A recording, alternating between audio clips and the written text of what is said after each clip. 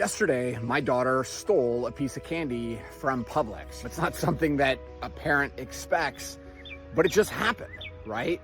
But what happens next is what really defines the character that we're building inside of that child. It reminds me of Proverbs, I think 22 verse 6, and it says, "Train up a child in the way that they should go, and when they are old, they will not depart from it." So my wife went to Publix with my foster daughter, and they were buying her a candy. We were there to get her a candy, a treat for her good behavior. And as they're driving home, my wife reached her hand backwards to hold this little girl's hand, but the little girl refused. She didn't want to hold her hand, which is odd because she always wants to have that affection, right? So Tiffany looked backwards to figure out why she's exhibiting this weird behavior. And that's when she noticed the little girl eating a candy that we definitely did not pay for. So Tiffany had a conversation with her in the car. She came home and she said, "Ryan, I need you to bring her back to Publix. You got to pay for the candy and you got to talk to her, make sure she understands that she can't do this."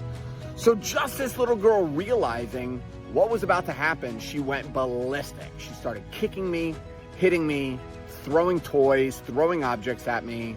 She was just very, very upset at the idea that she was going back to Publix and she had to confess what she just did wrong. So we realized it was not the right moment. We needed to let her calm down. So we waited until this morning. And after I dropped the other kids off at school, we drove to Publix. We walked in and I said to the worker, I said, "Hey, ma'am, my daughter stole this candy yesterday, so we need to pay for it." We paid for it. And then I said, "Sweetheart, I want you to look at this woman and I want you to apologize for taking the candy." And she apologized, whatever. The point here is that more is caught with your children than is actually taught. It's very important for me as a father to raise my kids the right way. I don't want them to steal. I don't want them to think that it's okay to take something without paying for it or to take something that is not theirs. So even though it's painful, it's kind of embarrassing, it's a little annoying that I have to drive to Publix and go through this process, especially when it's only a $2 candy. It's very easy for me to just say, it's not that big of a deal, punish the little girl, and then just forget about it. But I want them to see that it is not okay. It doesn't matter how much that candy was.